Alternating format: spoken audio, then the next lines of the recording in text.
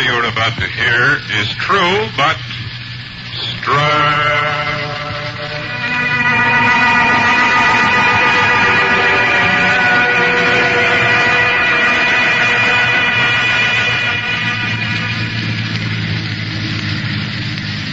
On Christmas Eve, Tom, you picked up a girl on the road and didn't even tell me about it. Oh, wait a minute, Lucille. How did She was a beautiful girl with eyes like nothing a man has ever seen before. You've been talking to Bill? And you end up at my house walking around as though you weren't quite connected with this world. Answer me. Have you been talking to Bill? Did he tell you about this? I've talked with Bill, but he didn't tell me any part of this. And neither did anyone else. But I know, and I can tell you every detail of that ride. How? That's why you're out for this ride, darling. I'm going to show you how.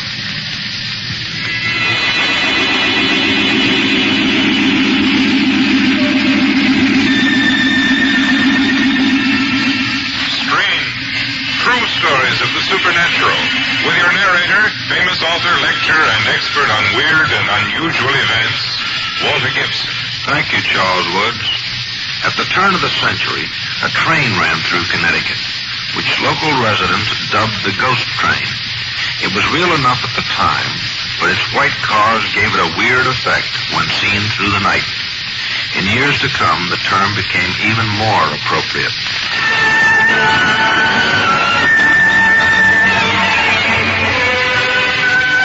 A few years ago, Tom Lacey was driving over back roads in Connecticut to spend Christmas with his fiancée. In the rear seat, his friend Bill Bowen was dozing comfortably along with his dog Spangles. Tom didn't like the road very much.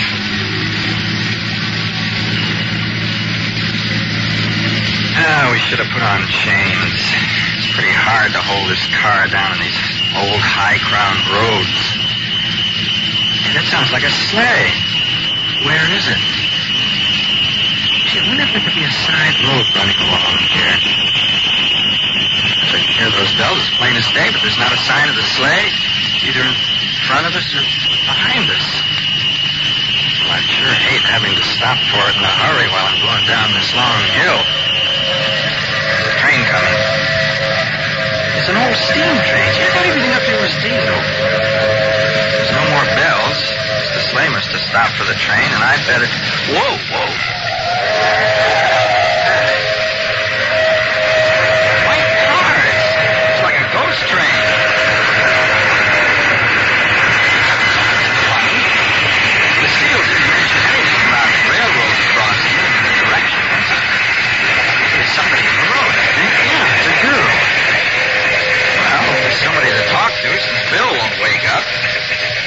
Hey, get in. You must be frozen standing out there. Here, I'll close the door for you. Well, where to, miss? To my house. In the valley at the foot of the Long Hill Road. My father is ill. I must get to him right away. Right away. Long Hill Road? I'm afraid I don't know where that is. Take the first right down the hill. At the bottom, take a left fork across the covered bridge. It's the first house, the other side of the river. Okay, take it easy. I'll get you there.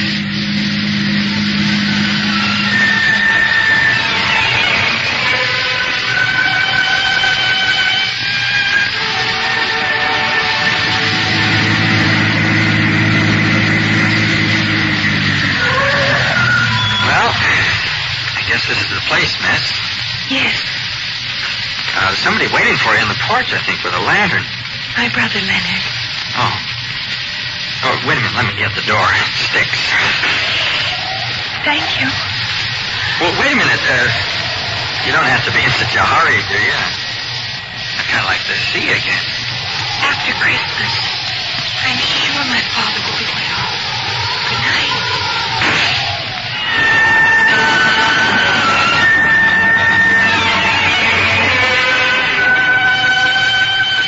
It was a gay Christmas at the home of Lucille Rutledge, Tom's fiancée. But Tom, oddly enough, was more quiet than usual. although Lucille worried a little, asking if he felt all right, Tom would not admit to anything being wrong. Finally, she got Bill Boland aside to ask a few pertinent questions. Bill, will you talk to me for a minute? Sure, pick a subject. I can't help wondering what's happened to Tom. Do you have any idea? Well, I didn't know anything had happened to him. Oh, well, now, he's not being himself at all. He's quiet. You know that's not at all like Tom. Come to think of it, I guess that's right. We haven't seen each other since Thanksgiving. Are you sure that he hasn't met another girl? Oh, no. Look, he dragged me through every high-priced store on Fifth Avenue before we came up here, and he was like an anxious adolescent. Did I think you'd like this? Did I think you'd like that? Was it the right color? Does that sound like a guy who's got his mind on another girl? No. And one of you certainly had good taste in presents, I must say. But just the same, he's been quiet and strained ever since he got here. So something must have happened. Tom. Bill, nothing happened along the road, did it? Well, you can't prove it by me. I was asleep most of the way out here. No, think hard. Honest, nothing. I vaguely remember hearing Tom muttering to himself while he drove along, but I... And? Well, now that I think of it, I do seem to remember a woman's voice in there a couple of times. Of course, I thought I was dreaming. Do you remember where you heard it? Oh, I didn't even open my eyes. All I know is we were going down a hill. We seemed to have been going down a hill the whole way up here. It was a long hill, in other words. Now I know what's been the matter with Tom. Oh, wait a minute, Lucille. If there's anything I've said... Rest easy, Bill. But tomorrow I'm going to take Tom out for a drive, and you're not invited.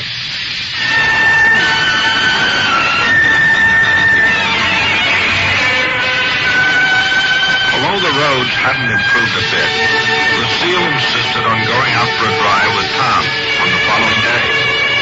She took the wheel, and as the car pulled out of the village, she said... I should be jealous, you know. Huh? Yes, you pick up a girl along the road. Don't even tell me about it. Wait a minute now. She's a beautiful girl with eyes like nothing a man has ever seen before. You've been talking to Bill.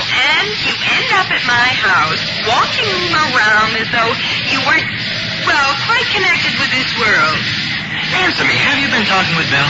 I've talked with Bill, yes, but he didn't tell me any of this. Well, then how'd you know? Aha. That's an admission that it's all true. Well, all right. I picked up the girl. Yeah. Well, she was standing beside the road trying to flag a ride to her home. Mm-hmm. Yeah, well, it looked pretty cold out there, so I took her home. Yeah, but you wanted to see her again. Well, I wanted... Well, I... Look here. Was this kid a friend of yours? No. Well, then how did you know all this? I'm psychic. Oh, nonsense. No, really, Tom. Why the stare ever since you got here? Do you realize that you haven't looked me in the eyes once? Well, I didn't realize them. I'm sorry. It won't happen again. Yes, but what's your promised word? How do I know it won't happen again? Because I love you, and I want to marry you. And you're the only girl in the world for me. Oh. Well, that goes a long way toward getting you out of the doghouse. Oh, that's good. Now, if you can explain walking around with a dreamy countenance. Well, you put your finger on it, all right. See that girl's eyes? They're what had me walking around in a trance. I just couldn't get them out of my mind. All right, darling. Now, I'll show you how I happen to know all about it. Although, this is an advantage that I really should keep.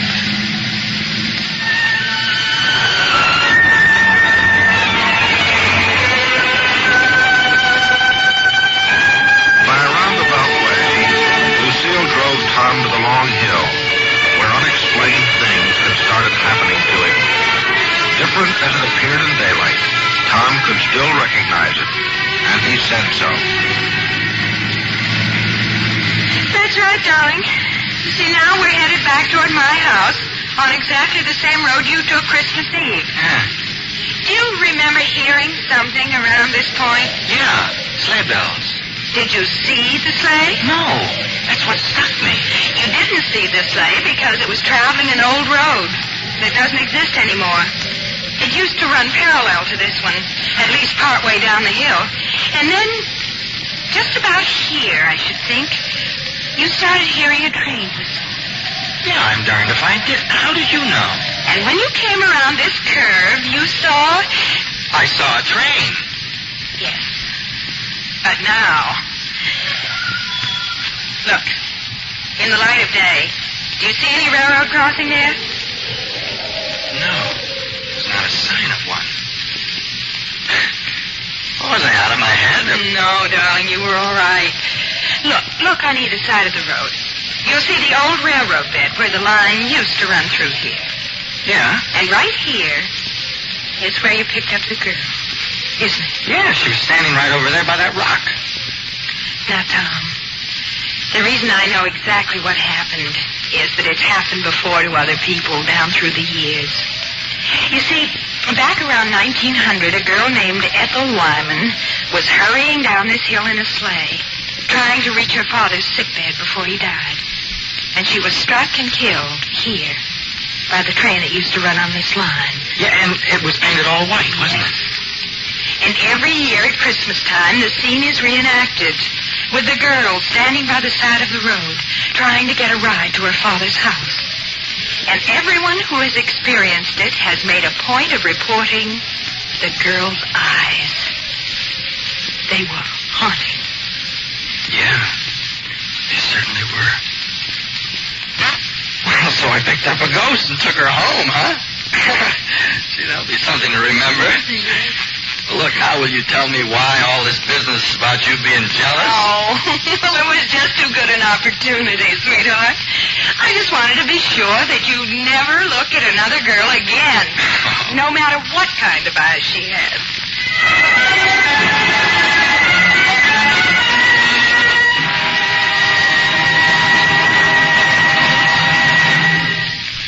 Thinking it over later, there was something that neither Tom nor Lucille could puzzle out. Before reaching Ethel Wyman's home, Tom had taken a left fork at the bottom of Long Hill, then crossed a covered bridge. Retracing that route in daylight, he found that neither the fork in the road nor the bridge existed. The road ended at an abutment, and beyond it lay Great Hollow Reservoir, built 40 years before. Tune in at this same time for Walter Gibson, your expert on the supernatural. Stories of ghosts, of spirits, werewolves, and voodoo. And each story you hear is true, but strange.